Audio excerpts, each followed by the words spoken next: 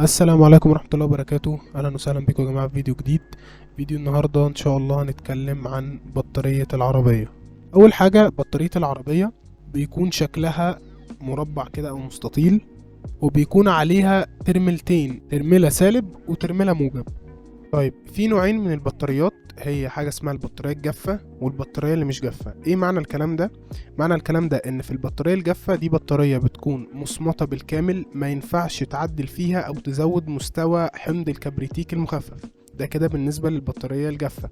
البطارية بقى اللي مش جافة والبطارية العادية بيكون فيها 6 غطيان من فوق. الغطيان دي بتسمح لك انك تزود المحلول بتاع البطارية او الحمض البطارية لو الحمض ده نقص. فده معنى البطارية الجافة والبطارية اللي مش جافة. الوظيفة الأساسية للبطارية في العربية إنها تقدر تمدلي الأحمال بتاعة العربية بالكهرباء والمحرك مش شغال، لأن طبعا كلنا عارفين إن طول ما المحرك داير، طول ما الانجن راننج، الدينامو أو المولد هو اللي بيمدلي أحمال العربية بالكهرباء. طيب دي كده بالنسبة للوظيفة بتاعة البطارية. نيجي بقى للمتطلبات اللي لازم تكون أو اللي لازم تكون بتوفرها أي بطارية. أول حاجة إنها تقدر تخزن لي الطاقة، وإن يكون عندها القدرة على توفيرها للمارش بسرعة أثناء دوران المحرك. لأن في أول فيديو عملناه على القناة قلت لك إن المارش في بداية الحركة لما بنيجي نشغل مفتاح الكونتاكت هو اللي بيشغل لي المحرك، هو اللي بيحرك لي الحدافة أو الفلاي ويل المتصلة بالكرنك علشان المحرك يشتغل. طيب تاني حاجة إن هي تقدر تمدلي مصابيح الوقوف، المصابيح والعربية واقفة بالكهرباء والمحرك مش شغال. يكون عندها القدرة إنها تقدر تمدلي الأضواء بتاعة العربية بالكهرباء والمحرك نوت راننج، وطبعا لفترة زمنية كويسة. يعني ما يجيش بعد 5 دقايق أو 10 دقايق ألاقي الأضواء أو المصابيح بتاعة الوقوف قفلت. طيب تالت حاجة إن هي تقدر تمدلي جميع أحمال العربية بالكهرباء والمحرك مش شغال. رابع حاجة إن هي يبقى عندها القدرة إن هي تقدر تمتص تقلبات الجهد والعربية شغالة أو المحرك شغال. إزاي؟ أنت دلوقتي عندك حاجة اسمها الدينامو أو المولد. خلينا نقول المولد لأن هو مولد، هو مش دينامو، هو اسمه الترنيتور مولد. الدينامو ده كان في العربيات القديمة. محرك شغال هو اللي بيمدلي جميع أحمال العربية وجميع متطلبات العربية اللي بتسحب كهرباء، هو الدينامو اللي بيمدها لي. طيب مسار الكهرباء بيمشي ازاي؟ بيخرج من الدينامو، بيعدي على البطارية الأول، بعديها بيروح على أحمال العربية، مش بيروح مباشرة من المولد أو من الدينامو لأحمال العربية.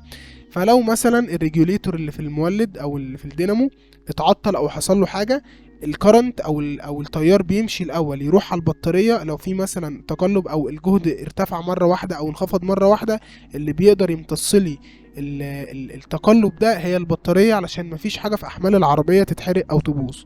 خامس حاجه، انت عندك حاجه في العربيه اسمها الدايناميك ميموري او الذاكره الديناميكيه.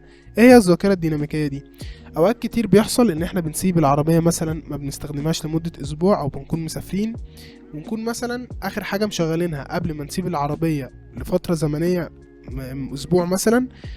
بنبقى مثلا مشغلين اذاعه القران الكريم، وبنقفل العربيه وبنطلع وبنسيب العربيه لمده اسبوع. لما بنيجي نستخدم العربيه تاني ونيجي ندور المحرك ونفتح الكاسيت، بنلاقي ان هو مفتوح على اذاعه القران الكريم، على اخر حاجه احنا كنا قافلين العربيه عليها. طيب مين اللي بيقدر يعمل لي كده؟ هي الذاكره الديناميكيه. طيب علشان افضل مخلي الذاكره الديناميكيه دي نشطه، لازم افضل امدها بالكهرباء. مين اللي بيمدها لي بالكهرباء؟ هي البطاريه. كذلك في موضوع الانذار، ما تفتكرش ان انت لما بتوقف العربيه خالص وتطلع بيتك ان كده الكهرباء اللي في العربيه كلها وقفت. لا، لو انت مركب في عربيتك انذار، فالبطاريه بتفضل تمدلي جهاز الانذار بالكهرباء علشان لو حاجه حصلت العربيه تطلع صوت. اخر حاجه ان البطاريه يكون عندها القدره انها تشتغل في درجات الحراره المنخفضه، اللي هو سالب 30 درجه مئويه لحد 70 درجه مئويه. طيب ازاي اقدر اختار البطاريه الصح او البطاريه الصحيحه؟ قلت لك ان البطاريه لازم بتكون تعمل حاجتين اساسيتين، وهما ان هي تشغل لي المارش، تمدلي المارش بالكرنت او بالكهرباء المطلوبه علشان اشغل المحرك في بدايه الحركه. تاني حاجه ان هي تشغل لي احمال العربيه كلها، او احمال العربيه اللي انا هستخدمها، زي مثلا الانوار، زي مثلا التكييف، زي مثلا الكاسيت، محرك مش شغال. طيب ايه هي العوامل اللي لازم ابقى واخد بالي منها وانا بحط البطارية في العربية؟ اول حاجة ان انا اوزع مكونات العربية، ما احطش كل حاجة في مكان واحد علشان الحمل بتاع العربية، اوزع مكونات العربية بالتساوي. تاني حاجة ان انا احط البطارية في مكان قريب من المارش او بادئ الحركة او بادئ الادارة، وده علشان اتجنب ان انا اطول السلك اللي ما بين المارش والبطارية، لان كل ما السلك بيطول كل ما المقاومة اللي في السلك بتزيد. تالت حاجة ان انا احطها في مكان قريب وواضح وسهل ان انا اوصله، وسهل ان انا اقدر لو محتاج مثلا انضف الترامل بتاعة البطارية. رابع حاجة ان انا احط البطارية في مكان بعيد عن التلوث، ما احطهاش مثلا في مكان فيه شحم كتير. خامس حاجة ان انا احط البطارية في مكان بعيد عن درجات الحرارة، ما احطهاش مثلا جنب مجمع العادم. سادس حاجة ان انا اثبت البطارية كويس عشان اقدر احميها من الاهتزاز. طيب خليني اقولك بقى البطارية بتتكون من ايه. اي بطارية عربية، العربيات اللي هي الصغيرة، مش قصدي بمعنى صغيرة اللي هي الهاتشباك الصغيرة زي سوزوكي ماروتي مثلا، مش قصدي كده، قصدي هي اللي هي ما تكونش جامبو، ما تكونش نقل. العربيات العادية اللي هي مش النقل، بتستخدم بطارية 12 فولت تيار مباشر دي سي كارنت ودايركت كارنت. بطاريات النقل الكبيرة دي بتستخدم بطارية 24 فولت، إنما العربيات الصغيرة بتستخدم بطاريات 12 فولت. طيب البطارية بقى بتتكون من ايه؟ البطارية بتتكون من جوه من 6 خلايا، كل خلية محطوطة جوه حجرة كده، وبتتكون الخلايا الواحدة من لوح سالب، بعديها مادة عازلة، بعديها لوح موجب. واحد هيقول لي ايه فايدة المادة العازلة دي؟ المادة العازلة دي بتعمل ان هي ما تخليش اللوح السالب يتفاعل مع اللوح الموجب، او بالبلدي كده ما يحصلش قفلة. طيب كل لوح من دول او كل خلية انا اسف من دول بتطلع لي 2 فولت، ف2 فولت في 6 خلايا يديني 12 فولت. طيب الخلية الواحدة دي بقى محاطة بحمض الكبريتيك المخفف. ايه هو حمض الكبريتيك المخفف؟ اللي هو بالبلدي كده مية النار، والنسبة دي بتبقى 31% حمض الكبريتيك و69% مية. ده كده بالنسبة للتكوين الداخلي بتاع البطارية. خليني بقى اشرح لك اي بطارية عربية بتيجي تشتريها او بطارية عربيتك الحالية او ايا كان، بيبقى مكتوب عليها 3 حاجات اساسية، وهي ال AH اللي هو الامبير اور، والار سي اللي هو الريسيرف كاباسيتي، والسي سي اي اللي هو كولد كرانكينج امبير. ايه هو ال AH وايه هو الار سي وايه هو السي سي اي؟ خليني ابتدي معاك بال AH. انت عندك في العربية بيبقى مكتوب AH جنبيها رقم، على سبيل المثال AH 50. أنا AH 50 ده، AH ده هو الأمبير لكل ساعة، اللي هو الأمبير أور. ده معناه لو هو مثلا في عربيتك AH 50 إن البطارية بتقدر تمدلك حمل معين. ال50 دي بنقسمها على 20 فهتطلع بحوالي 2.5، فمعنى كده إن البطارية بتقدر تمدلك تيار ثابت قيمته 2.5 أمبير لمدة 20 ساعة.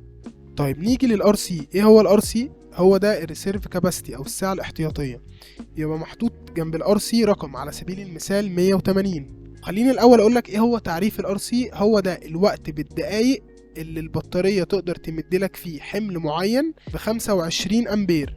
يعني لو المكتوب على البطاريه ار سي 180، معنى كده ان البطاريه هتمدلك ب 25 امبير لمده 180 دقيقه. طيب نيجي للسي سي اي اللي هو كولد كرانكينج امبير، على سبيل المثال محطوط جنبيه رقم 600، فمعنى كده ان ده اقصى تيار البطارية تعرف تطلعه للمارش في بداية الحركة لمدة 30 ثانية عند درجة حرارة سالب 18 درجة مئوية. يعني السي سي اي ده هو اقصى امبير البطارية تقدر تطلعه للمارش في درجات الحرارة المنخفضة اللي هي سالب 18 درجة مئوية لمدة 30 ثانية عشان تقدر تقوم لي المارش عشان المحرك يشتغل. طيب خليني بقولك ازاي البطارية بتتشحن. انت عندك طريقتين. اول حاجة انك بتشحن البطارية جوه العربية وهي جوه العربية عن طريق المولد.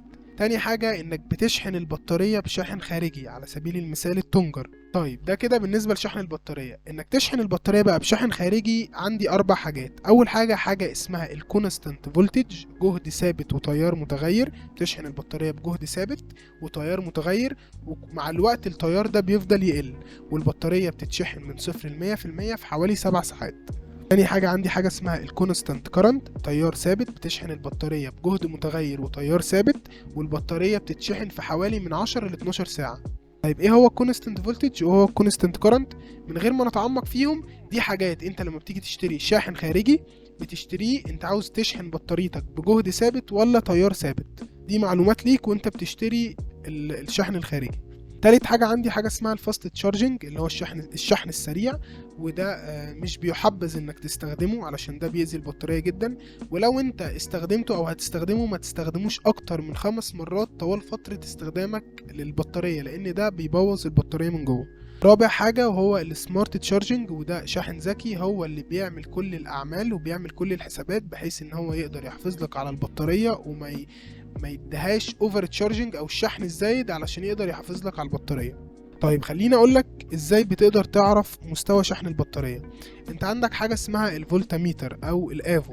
الآفو ده أنت بتظبطه على وضع الفولت، التيار المباشر اللي هو الدي سي، فولت دي سي، وبتبدأ تحط الترميلة بتاعته السالب على القطب السالب بتاع البطارية، والترميلة بتاعته الموجب على القطب الموجب بتاع البطارية، وبتبتدي تشوف هيطلع لك على الشاشة بتاعت الجهاز كام فولت.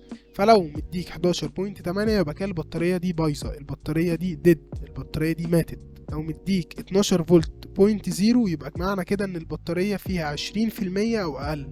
لو مديك 12.3 معنى كده ان البطارية 50%، ولو مديك 12.7 معنى كده ان البطارية فول تشارج، البطارية 100%. بس كده يا صديقي، دي كانت كل حاجة في فيديو النهاردة. متنساش تشترك في القناة. اتمنى ان انت تكون استفدت، وشكرا.